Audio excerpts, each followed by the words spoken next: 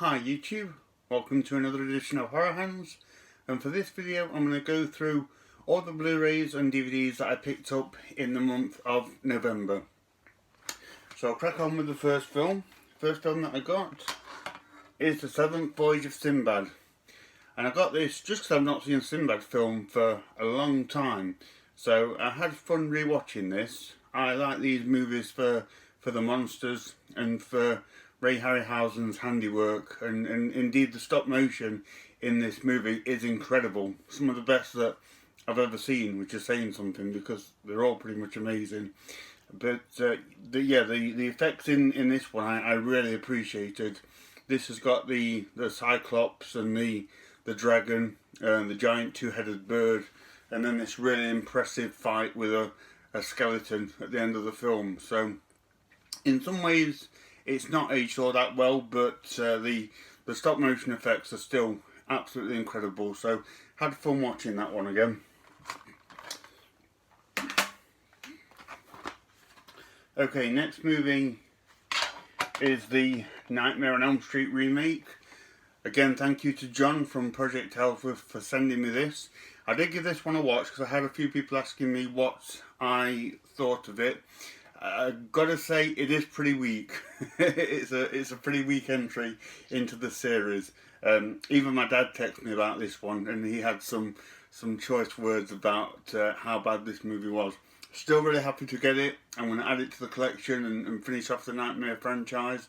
But yeah, I just thought, I just didn't think this worked as a remake at all. I mean, the story for this movie is so creative and innovative, but it just didn't work seeing it done again as a remake. And to say it was like a reimagining, it felt very kind of tired and uninspired in a way.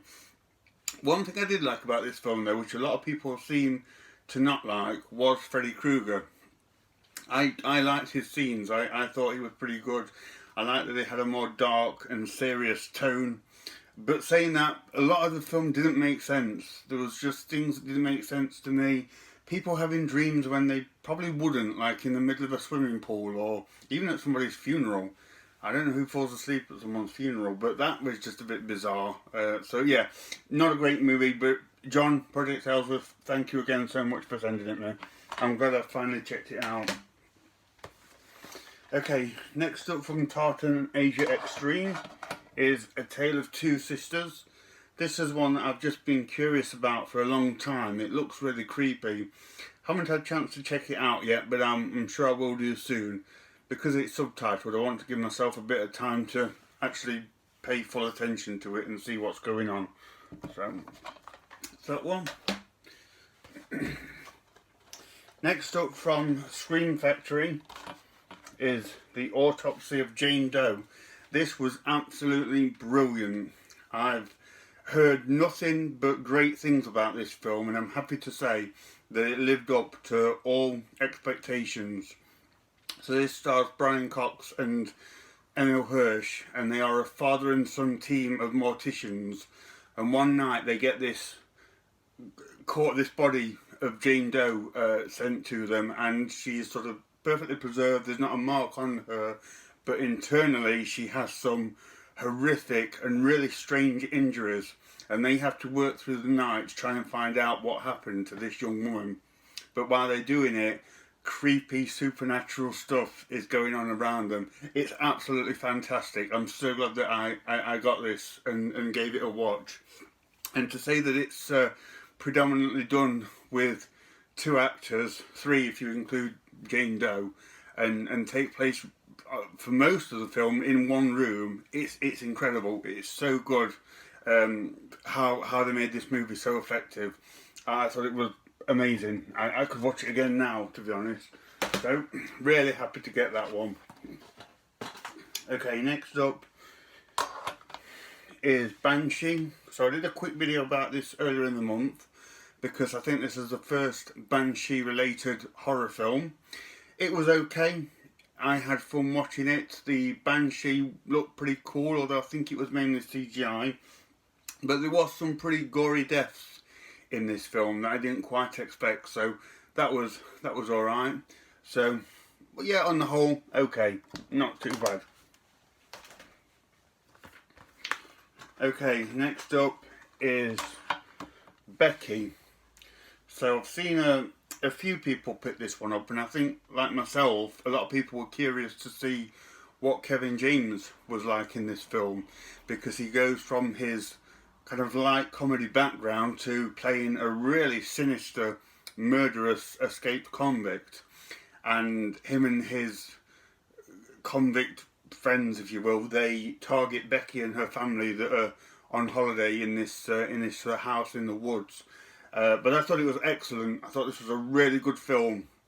It was exciting. It kept you on the edge of your seat. It had some brutal deaths in it.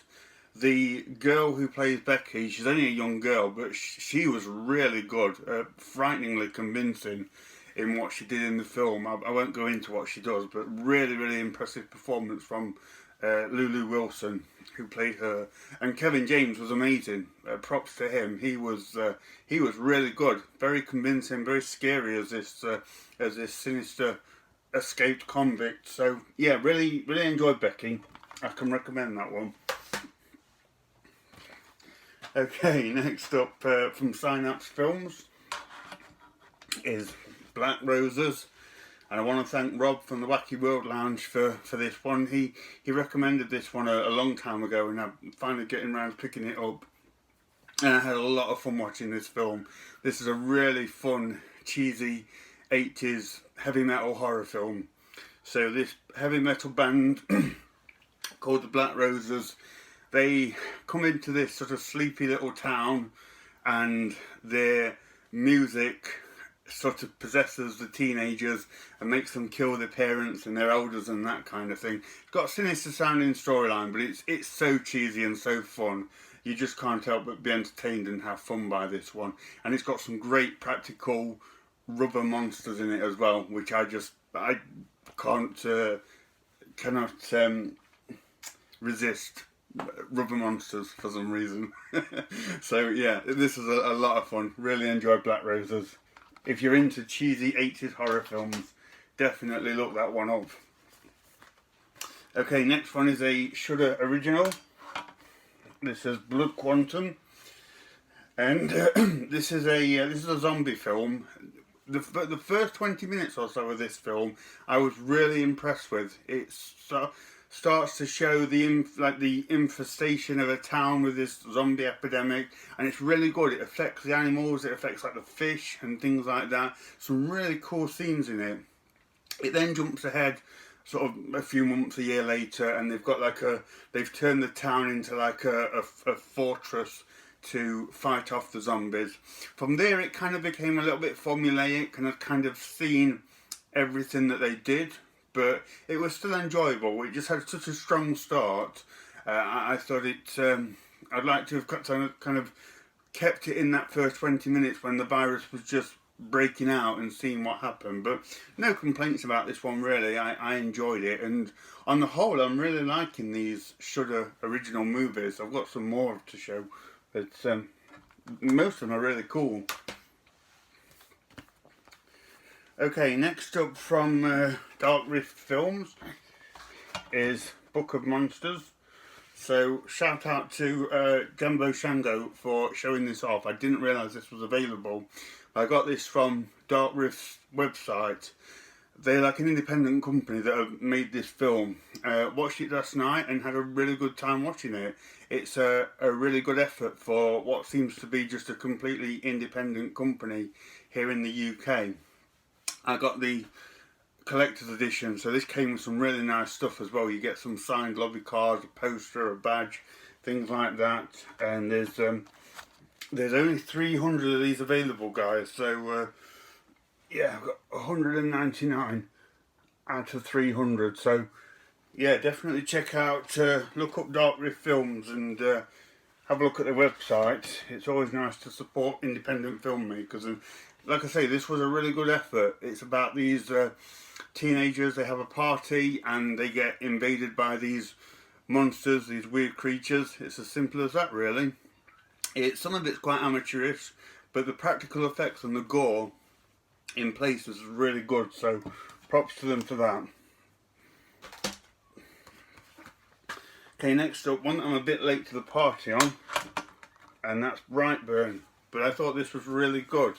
So this is like a dark superhero film, sort of if Superman came to Earth and wasn't a superhero but he was evil, and I really like how they did it. It's a dark film. It's got some dark elements to it, which I appreciated. On the whole, I thought it was a really good movie. So I'm happy to finally pick up Brightburn. Right, next up, just looking who this is from, I think it's MVD, is Dahmer. So Jeremy Renner plays Jeffrey Dahmer, the famous serial killer. This is a interesting, if rather bleak account of him. It's not all kind of killing and slashing. It's quite a slow burn look at his life and the relationship he had with a number of men in his life, and the horrible things that he did. It's pretty good stuff. Like I say, it's a kind of a sombre watch, but a good film. And I didn't know he worked in a chocolate factory, so this movie taught me something at least.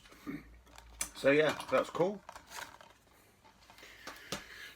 Okay, next up, I picked up the amazing Friday the 13th box set. I'm sure you've seen loads of people show this off. I was on the fence about getting this, but when I saw other people showing it off, I couldn't resist it. So yeah, I picked this up. This came right at the beginning of the month. I know there's some talk about quality issues with it. I've looked through my set, I've checked the discs, I've checked the movies, and I honestly can't find anything wrong with it. So either I'm missing something or the errors are so subtle that they haven't registered with me. But I can't complain about this. I absolutely love it. It's a prized possession in my collection, so that's really, really cool. Okay, next up is Friend Request. So this is one of these like social media related horror films.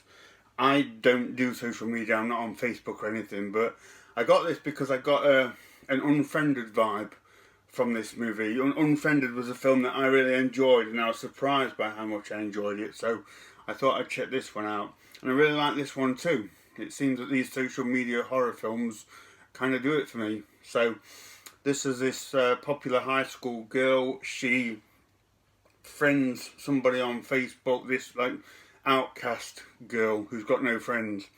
But the outcast girl, she's a bit full on, she's a bit weird, a bit too much. So the unpopular girl unfriends her, denies her friend request. The outcast girl then kills herself and then starts to haunt the popular girl and her friends through Facebook. So it's pretty standard stuff, but I had a good time with it, and there was a few moments in it which made me jump, so that's cool. So yeah, I like that one. Okay, next up from Scream Factory is The Funhouse Massacre. This one I thought was really good. I really liked the idea and the concept behind this one. So it's I think 5 psychotic killers. They escape from an asylum and they hold up in a Halloween funhouse exhibition, and they go around killing people, but all the patrons, all the visitors just think that it's part of the show.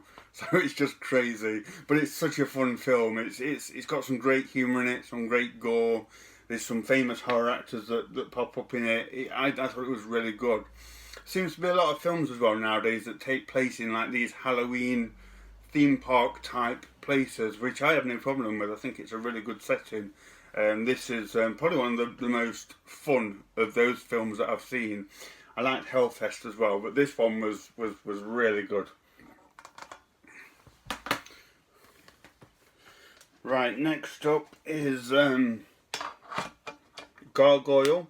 So this is one that I included in my video with the Banshee, because I don't have any gargoyle related horror films. Like I say, Banshee was okay, but this was really good. This one was surprisingly good. I had a few people saying that this was the 1972 TV film. It's not, unfortunately. I need to get that, but it's very hard to find.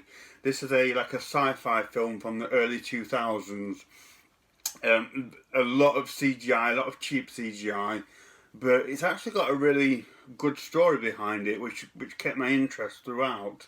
These police officers are on the trail of some killers, and it ties into the church and gargoyles. I can't remember it too much. I've seen about 30 other films since then, but it was really good. I'm really glad I picked this up, and I think it's quite an underrated film really for what it is. But it is terrible CGI. It's like PlayStation 1 CGI, so yeah. Okay, next up from Kino Lorber is In Search of Dracula. So, very, very interesting documentary about Dracula, hosted by Christopher Lee, so you can't go wrong there. And this focuses on, it doesn't focus too much on the cinematic side of Dracula.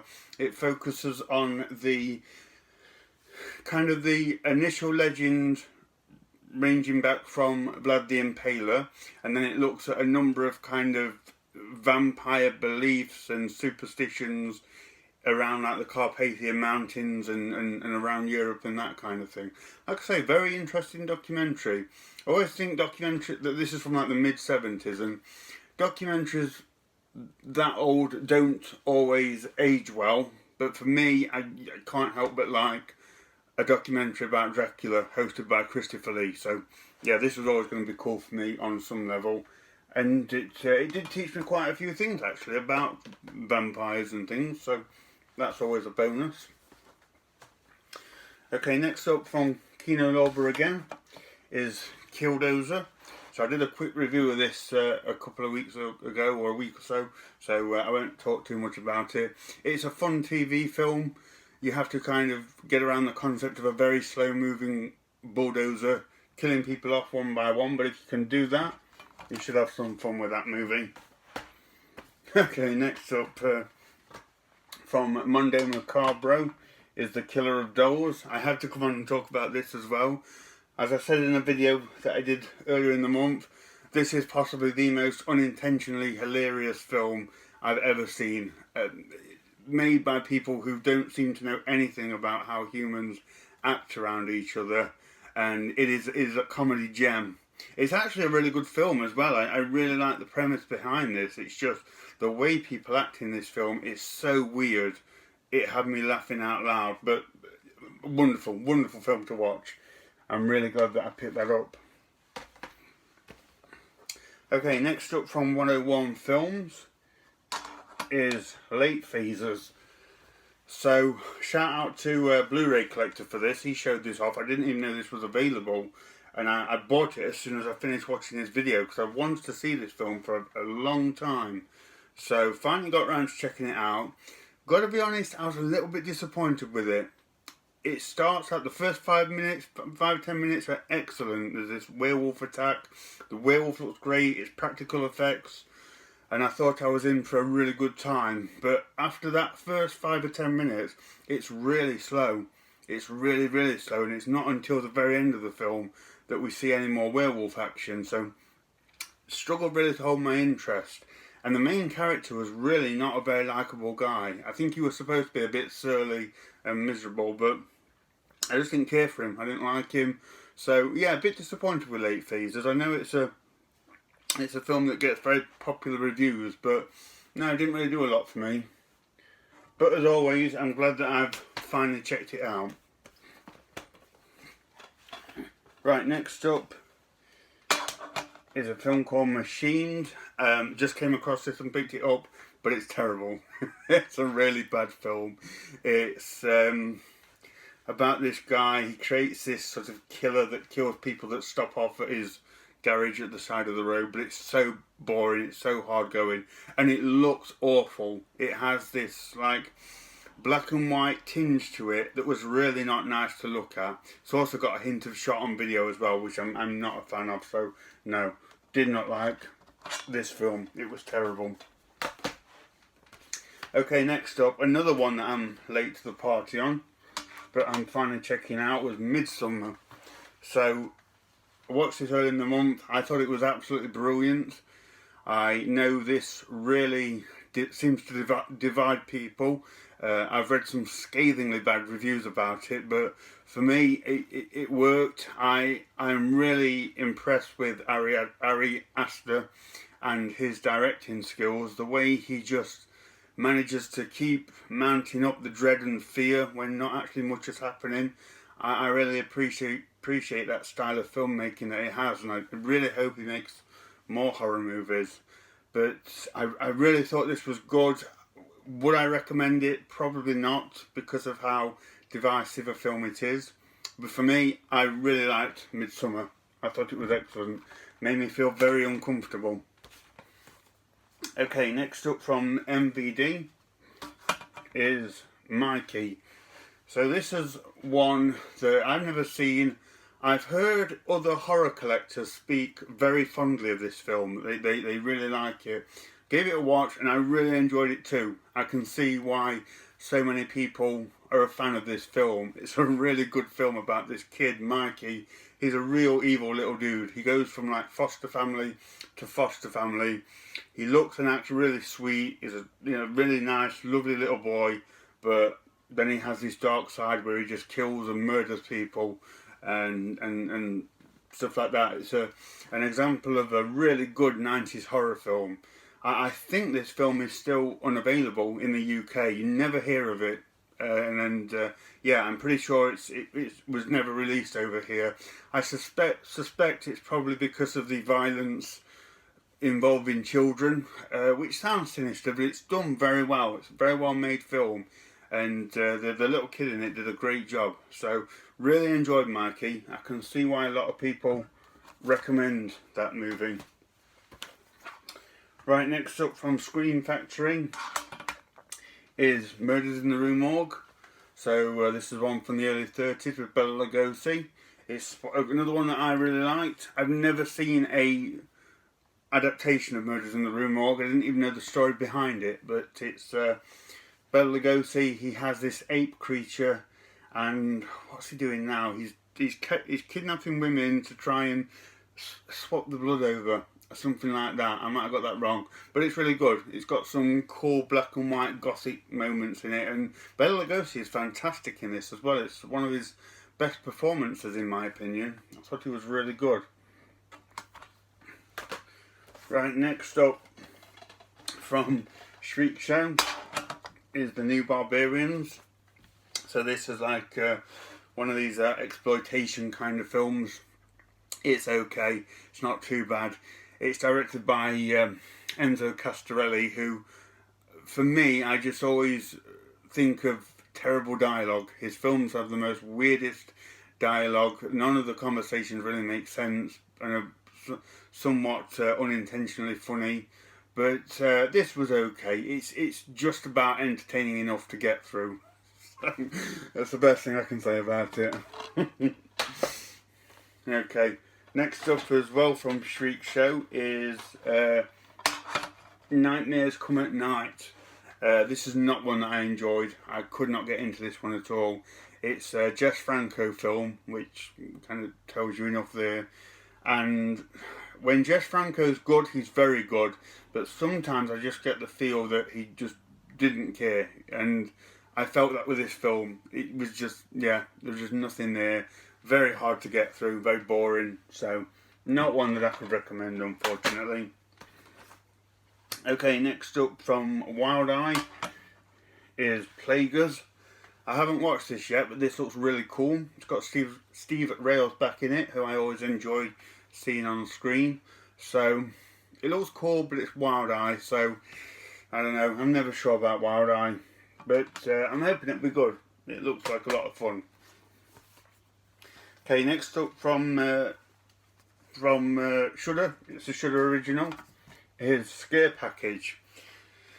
Now when I put this on, the first 10-15 minutes I really couldn't get into it. I nearly switched it off because I thought I just don't like it. I didn't like it. I didn't get the humour.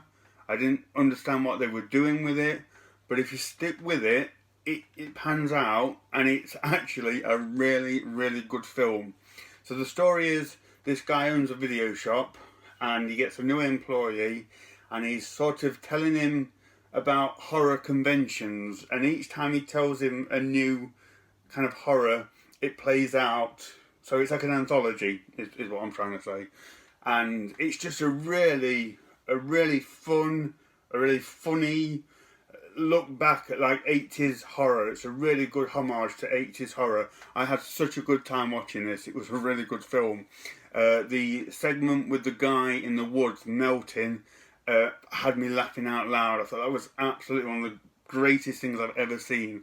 So I would definitely recommend Scare Package. I've seen a few reviews from people who didn't find it funny, didn't get the humour, and it's quite trauma-esque humour in places, so it's really kind of a niche style of humour.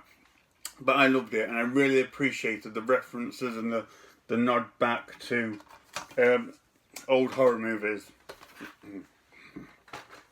Right, next up, got some Christmas movies. Silent Night. I have watched this. I watched it when it first came out a few years ago, but never picked it up. So, yeah, just saw it cheap and got that. So I'll give that a watch near Christmas. And then from Film Chest, I got Silent Night, Bloody Night, which is not a film I know much about. A couple of people have recommended it here on YouTube as like a film that's quite underrated. So I picked it up. And it was really good. I was quite impressed with this film. It's very low budget and it's got like an old and creaky feel to it, but it really adds to the atmosphere.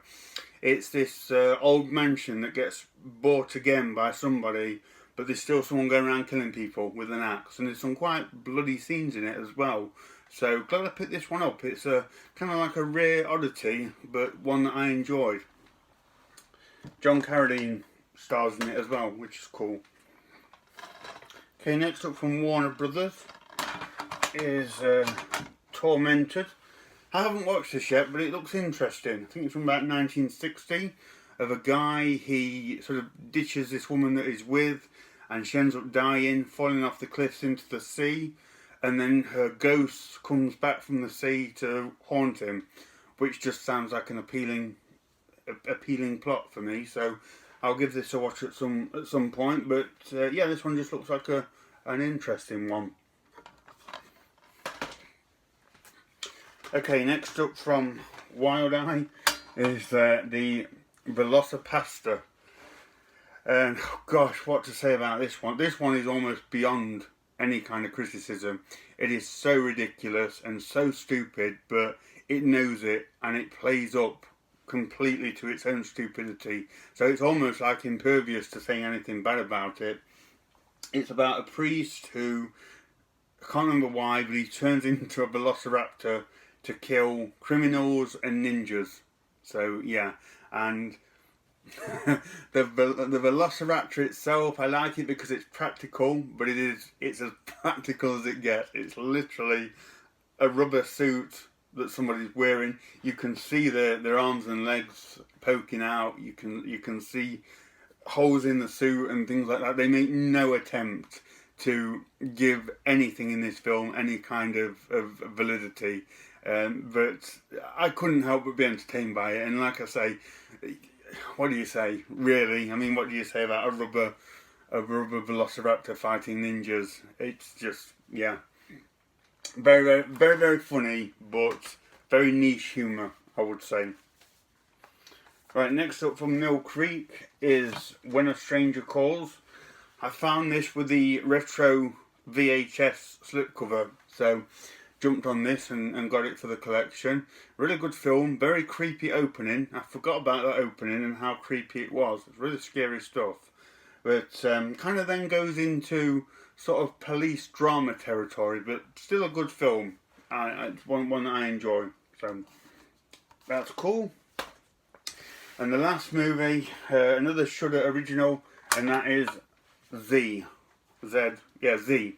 This was really scary. This was about this young kid. He has an imaginary friend called Z, but Z is pretty creepy, and he starts to haunt the house. He starts to then haunt and terrorise the mum, and lots of scary stuff goes on. It's kind of standard scares, but they do it really well. It's great use of music and creepy sort of long in camera shots and things like that. So yeah, really creepy stuff, this one. I enjoyed it. Another good Shudder movie. So that's everything I've got, guys. Thank you for watching all that. It's another long video. But please feel free to let me know what you think of any of the movies that I bought. Thank you very much for watching, and stay tuned for more videos.